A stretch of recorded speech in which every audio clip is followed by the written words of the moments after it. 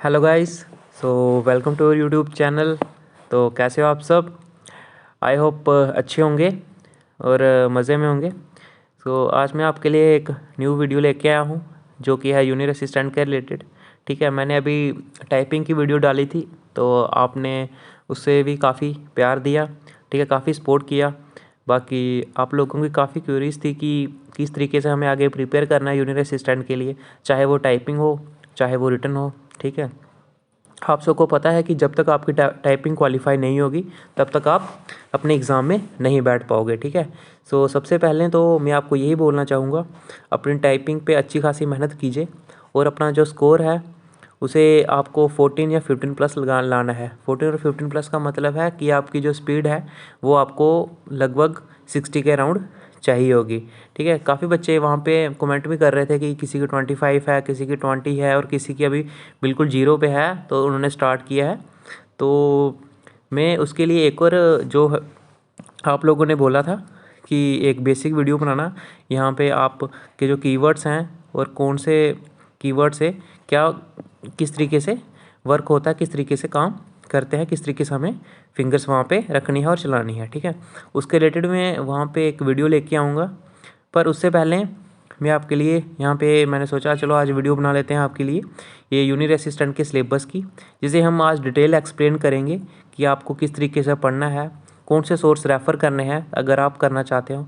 अगर किसी ने तैयारी स्टार्ट कर दी है, किसी सोर्स से पढ़ रहा है, चाहे कि किसी कोर्स से पढ़ रहा है, तो वो अपनी स्टडी वैसे ही कंटिन्यू कीजिए। ठीक है, यहाँ से मैं अपने अपने थ्रू जो भी मेरे एंड से यहाँ पे हेल्प हो पाएगी मैं आपको यहाँ पे प्रोवाइड करवाऊँगा। ओके, सो यहाँ पे अगर मैं खुद की बात करूँ तो पिछली बार मैंने खुद एग्ज़ाम में क्वालिफाई किया था। तो बाकी फाइनल डीवी से डीवी के बाद मेरा कोई 0.75 से मैं आउट हो गया था, तो वहाँ पे नहीं हो पाया था क्वालिफाई। देन अगर आपके नोन में कोई और है स्टूडेंट जिन्होंने क्वालिफाई किया है, आप उससे भी हेल्प ले सकते हैं, उससे भी पूछ सकते हो कि उन्होंने कैसे प्रिपेयर किया था, क्योंकि वो क्वालिफाइड कैंडिडेट हैं और हम कहीं ना कहीं पॉइंटों से रह चुके हैं। ठीक है, बाकी अपना एक्सपीरियंस भी मैं आपके साथ इन अपने चैनल पे आप लोगों के साथ शेयर करूँगा। ठीक है, जितना मेरे एंड से हेल्प हो सकेगी मैं किया करूँगा। आज हम बात करेंगे जूनियर असिस्टेंट के सिलेबस के ब्रेकआउट की। हर सब्जेक्ट को मैं ब्रेक करके बताऊंगा कि कहाँ से आपको किस तरीके से पढ़ना है और कितना किस हिसाब से आप पढ़ सकते हो। ठीक है, कहीं ना कहीं ये वीडियो आपके लिए काफ़ी हेल्पफुल रहेगी। अगर आपका या कोई आपका दोस्त कोई इसकी तैयारी कर रहा है तो आप इस वीडियो को उसके साथ भी शेयर कर सकते हो। ठीक है, कि कहीं ना कहीं उसे भी ये हेल्प मिल सके। सो चलिए मैं आपको थोड़ा सा बेसिक बता दूं जो कि मैंने पिछली बार भी बताया था आपको पहले। और बात करें इस जूनियर असिस्टेंट के सिलेबस की बुक लिस्ट की, बुक्स मैंने आपको पिछली वीडियो में बताई हुई हैं, उसका जो लिंक है, ठीक है, इसके टाइपिंग का लिंक और बुक्स का लिंक मैं डिस्क्रिप्शन में आपको ओपन कीजिएगा, इस वीडियो के डिस्क्रिप्शन में जाइएगा, वहाँ पे आपको टाइपिंग का भी वीडियो मिल जाएगी और ये जूनियर असिस्टेंट की बुक लिस्ट है और उसका सिलेबस है वो भी डिटेल में मैंने बताया हुआ है, वो आपको वहाँ पे मिल जाएगा, आप उसे भी जाके देख सकते हो। ठीक है, वहाँ से भी आपको थोड़े से कुछ ना कहीं हेल्प ज़रूर मिलेगी। तो चलिए हम स्टार्ट करते हैं। अगर हम बात करें यहाँ पे तो मैं आपको दोबारा से बता दूं बेसिक जो आपका यहाँ पे एग्ज़ाम रहेगा, एग्ज़ाम आपका रहेगा 80 मार्क्स का। ठीक है, देन टाइपिंग आपकी रहेगी, जो टाइपिंग है वो रहेगी आपकी 20 मार्क्स की। ओके, ओवरऑल मार्क्स आपका, ओवरऑल जो एग्ज़ाम है वो आपका रहेगा 100 मार्क्स का। ठीक है, जिसमें रिटन आपका 80 मार्क्स का होगा, टाइपिंग आपकी 20 मार्क्स की होगी और जो टाइम है आपका वो रहेगा आपका 80 मिनट। ठीक है, यहाँ पे ओके। अगर हम बात करें यहाँ पे सिलेबस के ब्रेकआउट की तो 20 मार्क्स के यहाँ पे अलग अलग कंपोनेंट रहेंगे जो मैं आपको अभी बताऊंगा इसी ब्रेकआउट में। ठीक है, देन हम बात करें, सबसे पहले आपकी टाइपिंग होगी। अगर आप टाइपिंग क्वालिफाई करते हैं देन उसके बाद ही आप रिटन एग्ज़ाम में बैठ पाएंगे, अदरवाइज़ आप डिस्क्वालीफाई हो जाएंगे टाइपिंग से ही। अगर आप टाइपिंग क्वालिफाई नहीं कर पाते हो तो आप डिस्क्वालीफाई हो जाएंगे, इसलिए मैं बार बार बोल रहा हूँ अपनी टाइपिंग अच्छी खासी प्रैक्टिस कीजिए और ट्राई कीजिए कि आपको 60 प्लस यहाँ पे टाइपिंग की स्पीड करने की। ठीक है, अगर 60 प्लस आप टाइपिंग की स्पीड करते हो तो आपको जो यहाँ पे स्कोर है वो आपको 14 से 15 मार्क्स आपको यहाँ पे मिल जाएंगे और वो काफ़ी हेल्पफुल रहेंगे आपकी फाइनल कट ऑफ में। ठीक है, जब मैंने दिया था तो मेरी इतनी स्पीड नहीं थी, तब मेरी स्पीड 39 आई थी और मेरे को यहाँ पे आई थिंक 8 की 9 मार्क्स मिले थे। ठीक है। अगर यही मेरी स्पीड वहाँ पे 55 या 60 होती तो मेरे को यहाँ पे 13 या 14 मार्क्स मिल जाते, ठीक है, और यहाँ पे क्वालिफाई होने के चांसेस बढ़ जाते हैं। इसलिए मैं बोल रहा हूँ कहीं ना कहीं टाइपिंग क्वालिफाइंग इन नेचर का मतलब यह है कि आप नेक्स्ट फेज़ में पहुँच सकते हो 35 से, ठीक है, नेक्स्ट फेज़ में जा सकते हो। बट अगर आप सिर्फ नेक्स्ट फेज़ में जाने की कोशिश करोगे कि ये क्वालिफाई करके मैं नेक्स्ट फेज़ में चले जाऊँगा, तो फाइनल लिस्ट से कहीं ना कहीं आप बाहर भी हो सकते हो। इसलिए मेरी यही आपको एडवाइस है, हो सके सुबह, अगर सुबह ट्राई कीजिए कम से कम 1 से 1.5 घंटा सुबह टाइपिंग दीजिए, और शाम को भी 1 से 1.5 घंटा, दिन के कम से कम मिनिमम 3 आवर्स आप अपने टाइपिंग को दीजिए, ठीक है। कंफर्म नहीं बोल सकता, बट मैक्सिमम चांसेस यही हैं कि फरवरी में आपकी टाइपिंग करवाई जाएगी, ठीक है। कंफर्म नहीं बोल सकता, बट मैक्सिमम चांसेस यही हैं, इसलिए आप फरवरी को टारगेट करके चलिए, उसी हिसाब से अपनी टाइपिंग भी कीजिए और अपना जो रिटर्न है उसके अकॉर्डिंग ही तैयारी रखिए, ठीक है। कंफर्म नहीं है कि मैं बिल्कुल 100% श्योर नहीं बोल सकता कि फरवरी में हो जाएगी, बट कहीं ना कहीं मेजॉरिटी चांसेस यही हैं, मैक्सिमम चांस यही हैं कि आपकी जो टाइपिंग है वो फरवरी में करवाई जाएगी। ओके, तो चलिए हम इसके आगे बात करें। इसलिए मैं आपको बोल रहा हूँ कि आप अपनी टाइपिंग को थोड़ा ज़्यादा समय दीजिए, 3 आवर्स दीजिए, ठीक है। जब टाइपिंग ख़त्म हो जाएगी उसके बाद ही लगभग 2 मंथ बाद आपका जो है एग्ज़ाम यहाँ पे करवाया जाएगा। तो आप जब फिर उसके बाद जब टाइपिंग क्वालिफाई हो जाती है तो आप फुल टाइम अपनी स्टडी को दे सकते हैं। 3 घंटे आपकी टाइपिंग के लिए कुछ ज़्यादा नहीं है, ठीक है। सो बड़ा टाइम बच जाता है पढ़ने के लिए भी। तो अगर टाइपिंग क्वालिफाई नहीं होगी तो कोई मतलब नहीं है उस चीज़ का। सो चलते हैं इंग्लिश। अगर बात करें इंग्लिश की, आप अगर किसी ने कोर्स लिया तो कोर्स से पढ़ सकते हैं, ठीक है। देन अगर हम बात करें बुक रेफरेंस की, तो नीतू सिंह की बुक आती है एक प्लिंथ टू पैरामाउंट, ठीक है। नीतू सिंह की बुक आती है प्लिंथ टू पैरामाउंट, वो बुक भी आप ले सकते हो। वो बुक काफ़ी अच्छी बुक है जिसमें कि ग्रामर्स के पूरे रूल्स दिए हैं विद डिटेल्स। अगर आपको ये नहीं है कि अगर किसी को ग्रामर समझ नहीं आती, देन जैसे कि मैं आपको बात करूँ यहाँ पे, हाँ, प्रीपोजिशन है एग्जाम्पल। अगर किसी को नहीं आती तो वो यूट्यूब पे जाइए, प्रीपोजिशन सर्च कीजिए और वहाँ पे आपको वीडियो की डिटेल मिल जाएगी। कोई भी वीडियो ओपन कीजिए, प्रीपोजिशन समझिए और बुक को ओपन कीजिए, ठीक है। जो भी बुक आप रेफ़र कर रहे हो उस बुक को ओपन कीजिए, वहाँ से रूल पढ़िए और देन उसके बाद रूल पढ़ने के बाद MCQs प्रैक्टिस कीजिए, ठीक है। ये आपके लिए इनफ रहेगा। इस तरीके से आप अपनी इंग्लिश की तैयारी को कंटिन्यू कर सकते हो, ठीक है। अगर बात करें जैसे कि, एक सेकेंड गाइस, ठीक है, अगर आप कोई भी कोर्स किसी कोर्स से पढ़ रहे हो तो कोर्स को भी कंटिन्यू कर सकते हो। तो देन हम बात करें ऐसे कॉम्प्रिहेंशन की। अगर हम यहाँ पे कॉम्प्रिहेंशन की बात करें तो यहाँ पे JKSSB में 2-3 तरीके के कॉम्प्रिहेंशन पूछे जाते हैं। पैसेज फॉर्म में, जिसमें कि आपको एडिटोरियल और बुक स्टोरी से पूछा जाता है, ठीक है। वहाँ से मेन आपको कॉम्प्रिहेंशन पूछा जाएगा, पैसेज, बुक क्या बोलते हैं, स्टोरी से और एडिटोरियल से कॉम्प्रिहेंशन पूछा जाएगा, और फिल इन द ब्लैंक्स में कॉम्प्रिहेंशन पूछा जाएगा। आप प्रीवियस ईयर बुक होगी या प्रीवियस ईयर पेपर्स हो गए जो जूनियर असिस्टेंट के, वहाँ से देख सकते हो, ठीक है, किस तरीके से कॉम्प्रिहेंशन पूछा जा रहा है, ठीक है। ये रहा कॉम्प्रिहेंशन। उसके बाद बात रही आपकी रीडिंग की और बात रही जंबल सेंटेंसेस की, ठीक है। जो जंबल सेंटेंसेस में ये होते हैं, रीअरेंज करने होते हैं, सेंटेंस दिए होंगे 4, 1, 2, 3, 4, ठीक है। फिर वहाँ पे लिखा होगा P, Q, फिर R और S, फिर आगे उसको मैच करना है कि ये किस तरीके से हमें, जैसे कि P, Q, R, S किस तरीके से ये एक सेंटेंस पूरा बनाएगा। ओके, ये भी जब तक आप प्रैक्टिस नहीं करोगे तब तक पॉसिबल नहीं हो पाएगा। प्रैक्टिस करना काफ़ी ज़रूरी है। ओके, तो उसी तरीके से आप इसको भी कर सकते हो। नीतू सिंह की बुक में भी कुछ प्रैक्टिस दिए हैं जंबल सेंटेंस के, वहाँ से भी आप देख सकते हो, उन्हें भी प्रैक्टिस कर सकते हो। ओके, तो देन हम बात करें नरेशन की। सो यहाँ पे आप देख सकते हो डायरेक्ट और इनडायरेक्ट स्पीच नरेशन में आएंगे आपके। आप वहाँ से नरेशन के रूल समझिए और उसे भी प्रैक्टिस कीजिए। नीतू सिंह की बुक पे भी रूल मिल जाएंगे। अगर आप किसी और बुक प्रेफर कर रहे हो, अरिहंत है, और भी काफ़ी सारे इंग्लिश की बुक हैं, आप अगर वहाँ से पढ़ रहे हो तो आप वहाँ से भी उसे कर सकते हो, ठीक है। बाकी बात रही मॉडल्स, शुड कुड वाले होते हैं, आपको पता है इसके भी रूल्स पढ़ने हैं और प्रैक्टिस करनी है। आर्टिकल, ये बड़ा इजी टॉपिक होता है, ठीक है। और होमोफोन्स, और ये देख लीजिए, ठीक है, ये वर्ड सेम होते हैं जैसे इसमें एक्सेप्ट और एक्सपेक्ट, इस तरीके से वर्ड होते हैं, आपको मैच करना है कि कहाँ पे कौन सा वर्ड आएगा। ठीक है, ये भी नीतू सिंह की बुक में लगभग कम से कम 150 वर्ड्स दिए हैं जो कि आप इजीली उसे कर सकते हो, और वही वर्ड्स हैं जो बार बार आपको पूछे जाएंगे। आप अगर वो कर लिए तो कहीं ना कहीं आपकी वहाँ पे आने के चांसेस होते हैं। अगर वो सेम नहीं भी आएंगे, आगे पीछे से ही आएंगे, तो ऑप्शन से आप एलिमिनेट कर सकते हो। अगर आपने पहले का थोड़ा सा पढ़ा होगा तो आप एलिमिनेट कर पाओगे। क्लासेस कर सकते हो आप। ठीक है, क्लासेस की 1-2 वीडियो है, अगर आपको चाहिए होगी तो बता देना, प्लेलिस्ट में मैं सेंड कर दूँगा, वहाँ से आपको समझ आ जाएगा। अगर कहीं और से पढ़ी है तो आप वहाँ से भी पढ़ सकते हो। बात रही पंचुएशन की, देन ये भी आप यूट्यूब से देख के प्रैक्टिस कर सकते हो। बात रही एंटोनिमस सिनोनिम्स, ठीक है, जितने भी एंटोनिमस सिनोनिम्स हैं, इडियम एंड फ्रेजेस हैं, ये दोनों बुक ऐप का पार्ट है यहाँ पे, और ये भी कम से कम 4 से 5 नंबर जो हैं अपने कैरी करते हैं। ठीक है, ये दोनों कंपोनेंट आपके 4 से 5 नंबर कैरी करेंगे। अगर हम बात करें यहाँ पे, तो आप एक काम कीजिएगा, अगर आप कहीं से भी कर रहे हो, ठीक है, अगर कहीं से भी आप ये बुक ऐप है जो अगर पढ़ रहे हो किसी बुक से या किसी नोट से, अगर हम बात करें तो आप एक काम कीजिए, जैसे इडियम फ्रेसिस है, डेली के कीजिए 20 इडियम फ्रेसिस कर लीजिए, 20 सिनोनिमस कीजिए और 20 एंटोनिमस कीजिए, 60।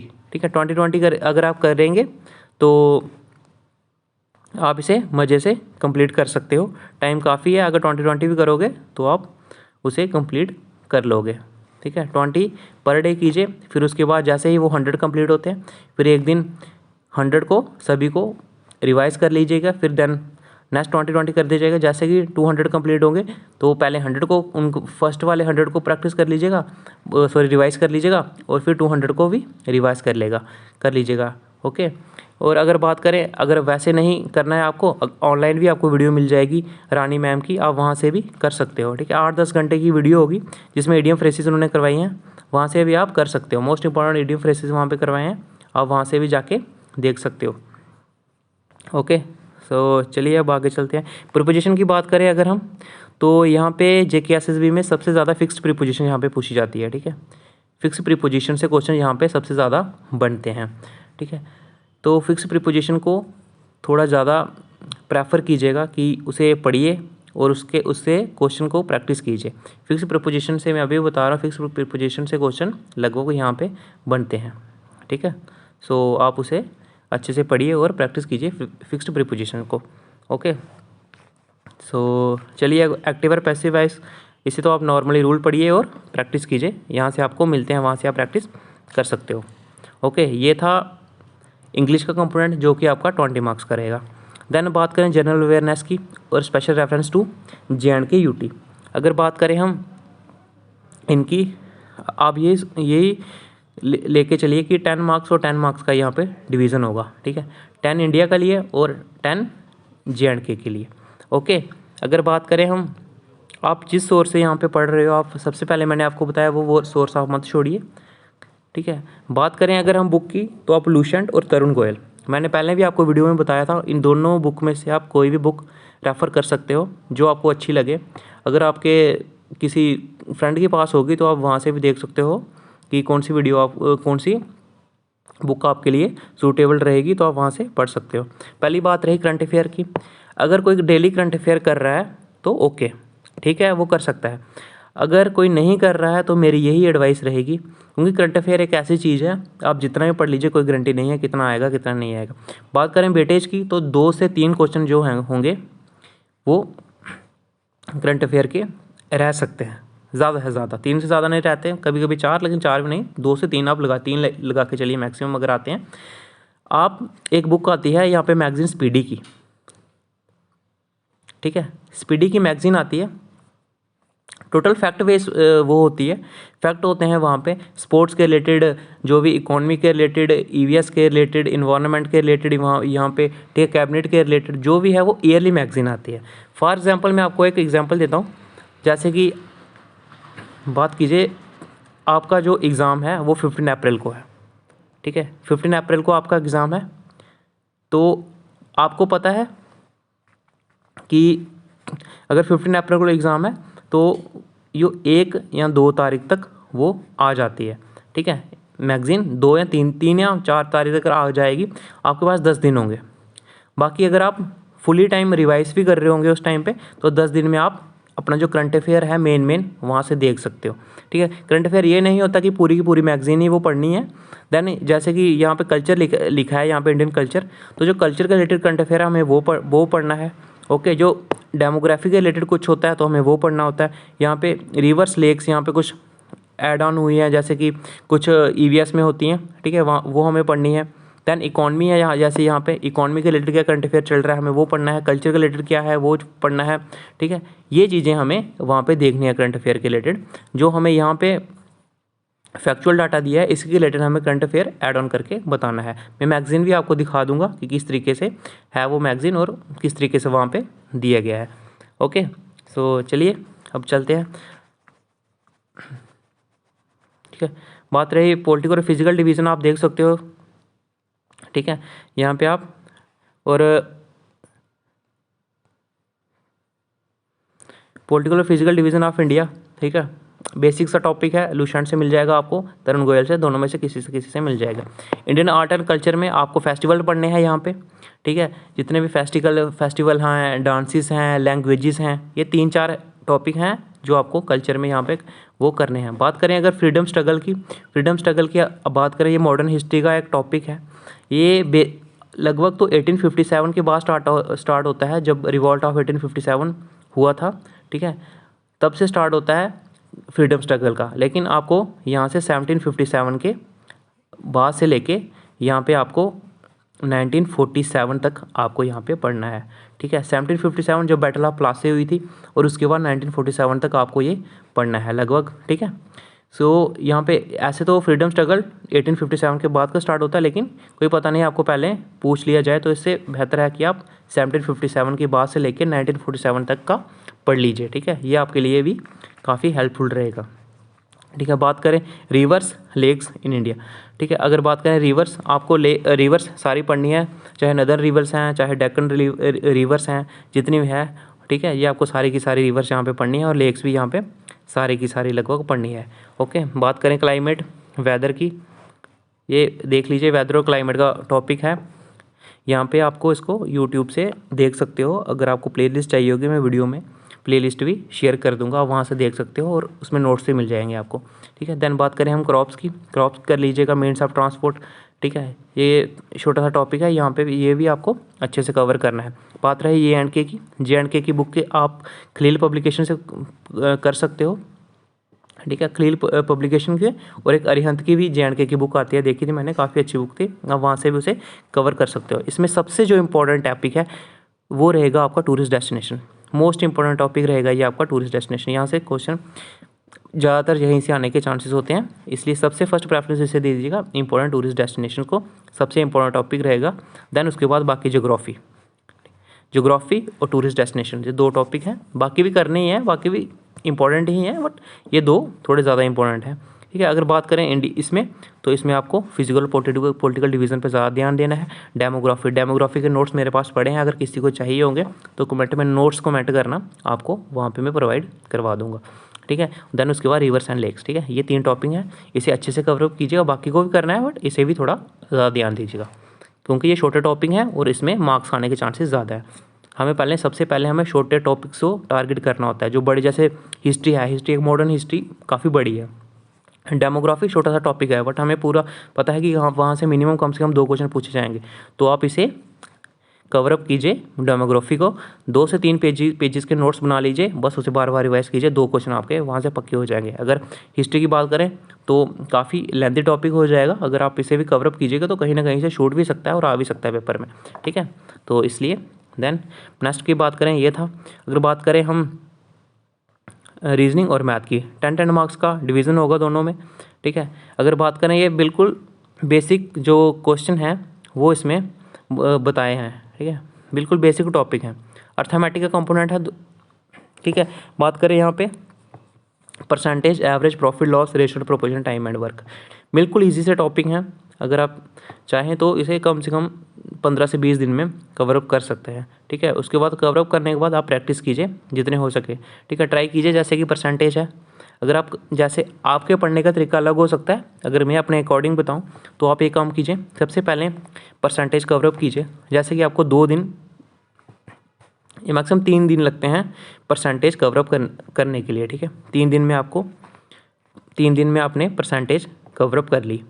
3 दिन के बाद उसके बाद 2 से 3 दिन और लगाइए और इसे प्रैक्टिस कीजिए। परसेंटेज के क्वेश्चन को कम से कम 50 से 60 क्वेश्चन आप प्रैक्टिस कीजिए परसेंटेज, ठीक है। कम से कम 5 दिन में आपका एक टॉपिक कंप्लीट हो जाएगा। 2 से 3 दिन फॉर एग्जांपल आपको बेसिक समझने में लग जाएंगे, 2 से 3 दिन और लग जाएंगे, 5 से 6 दिन में आपका फॉर एग्जांपल 5 से 6 दिन में आपका एक टॉपिक कंप्लीट हो जाएगा।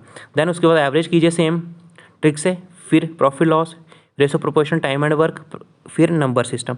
जिस टॉपिक को ज़्यादा टाइम भी लग सकता है, हो सकता है नंबर सिस्टम थोड़ा डिफ़िकल्ट टॉपिक है, तो इसे आपको करने में कम से कम 5 से 6 दिन लग जाएँ। तो आप इसे जब तक एक टॉपिक अच्छे से कंप्लीट नहीं होता विद प्रैक्टिस, तो आपको दूसरे टॉपिक पे शिफ्ट नहीं करना है, ठीक है। जब तक एक टॉपिक कंप्लीट नहीं होता दूसरे टॉपिक पे शिफ्ट नहीं करना है, ठीक है। सो देन आगे चलते हैं, बात करें same number series, letter series, coding decoding.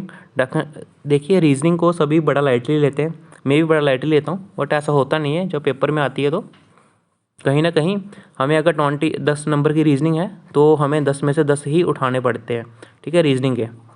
लेकिन हमें क्या होता है कि अगर 10 आएंगे तो इसमें अगर आपके नंबर 8 आ रहे हैं तो ये 2 नंबर का आपको काफ़ी ये महंगे पड़ सकते हैं। इसलिए ट्राई कीजिए, रीजनिंग को अच्छे से प्रैक्टिस कीजिए कि 10 में से 10 तो ले ही पाएँ, ठीक है। अगर एक आधा चलो वहाँ पे रह गया तो 9 से नीचे नहीं आने चाहिए। ट्राई कीजिए कि 10 आउट ऑफ 10, बट एक चलो रह भी गया, ठीक है। इसमें जैसे मेंस हैं, मेन जो है प्रैक्टिस वाले ब्लड रिलेशन, मैथमेटिकल रीजनिंग और स्टेटमेंट एंड कंक्लूजन।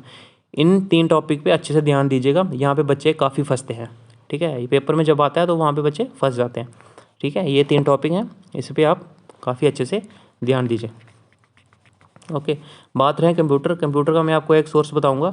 अगर कहीं आपने कहीं से किया है तो आप कर सकते हो, कोई दिक्कत नहीं है, ठीक है। ज़रूरी नहीं है कि मेरे ही सोर्स फॉलो करने हैं।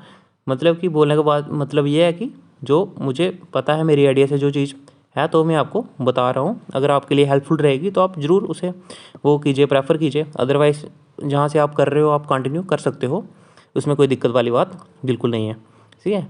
सो चलिए बात करते हैं कंप्यूटर की। कंप्यूटर 20 मार्क्स का है, जो कि एक मेजर कंपोनेंट है यहाँ पे, ठीक है। एक अच्छा खासा वेटेज रखता है।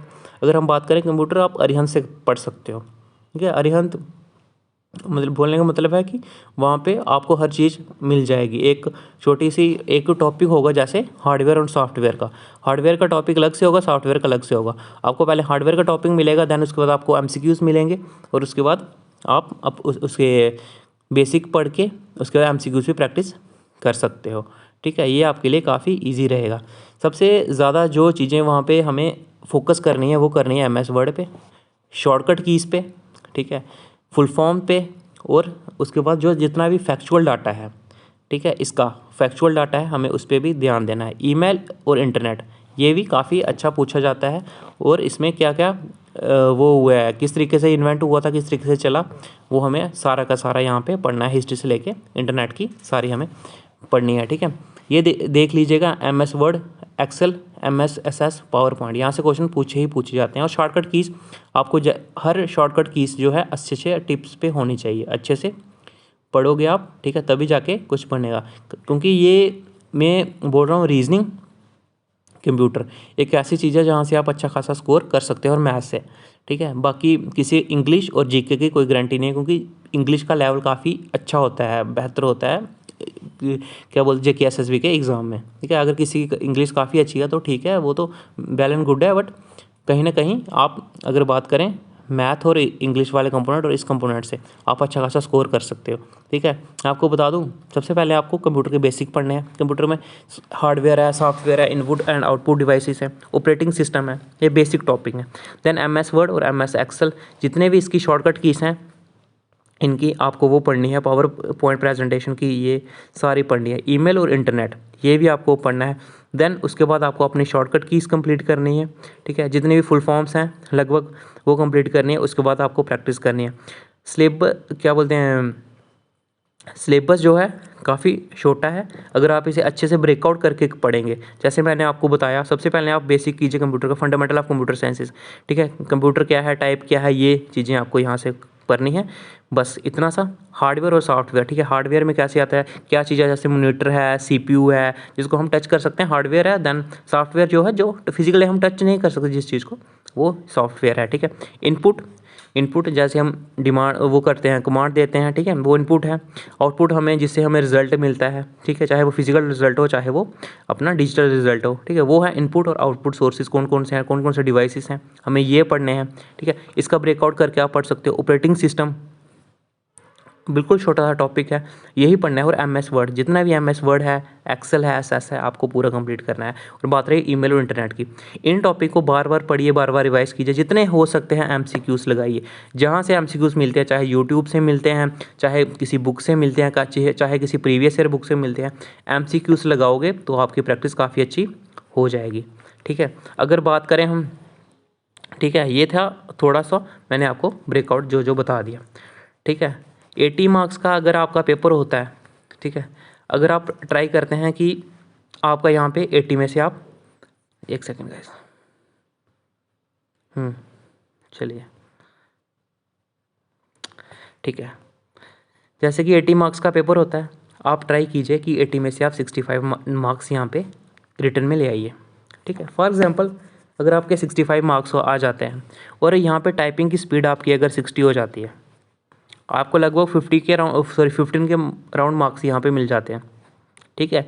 यहाँ पे तो देख लीजिए 6, 7, 8 आपके 80 मार्क्स अगर आ जाते हैं, तो आप चाहे किसी भी कैटेगरी में हो, आप ओपन में आपके आने के चांसेस बहुत ज़्यादा बढ़ जाते हैं, ठीक है। इसलिए मैं आपको बोल रहा हूँ कि ये जो टाइपिंग है, ये काफ़ी आपके लिए एक बोलते हैं कि सिलेक्शन का काफ़ी बहुत बड़ा जो रोल है वो प्ले करेगा, ठीक है। इसलिए टाइपिंग के काफ़ी अच्छा ध्यान दीजिए। 60 ये है कि अगर आप 60 स्पीड ले आते हो, तो देन अगर आपका यहाँ पे 80 में से 60 मार्क्स भी आते हैं, तभी 15 मार्क्स है, तभी आप 75 पे हो, तभी आप कहीं ना कहीं एक है हो तो एज पे, बट कहीं ना कहीं एक सेफ साइड हो सकते हो। इसलिए आपको 75 प्लस स्कोर करना है कि आप बिल्कुल सेफ रह सको, ठीक है। अगर 80 स्कोर हो जाता है, मैंने आपको बताया 65 कीजिए, 15 जे कीजिए, और 80, अगर 80 ओपन मेरिट तक आ जाते हो तो आप कहीं ना कहीं सेफ होते हो, ठीक है। ये इसलिए मैंने आपको बताया कि किस तरीके से आपको करना है। एक वीडियो में अभी दोबारा से टाइपिंग पे अगर आपको कमेंट किया था आप लोगों ने कि वीडियो बनाइए, मैं वीडियो बनाऊंगा कि किस तरीके से आपको टाइपिंग करनी है, किस तरीके से उसके कोर्सेज़ करने हैं, ठीक है। अगर आपके पास लैपटॉप नहीं है, जहाँ कंप्यूटर नहीं है, तो आप फ़ोन पे भी कर सकते हो। मैं एक वीडियो फ़ोन पे भी बना दूंगा कि किस तरीके से आप फ़ोन पे भी टाइपिंग कर सकते हो, ठीक है। ये था आज का थोड़ा क्या बोलते हैं इसका, यूनिट असिस्टेंट का बिल्कुल बेसिक से और अच्छा सा थोड़ा सा आइडिया।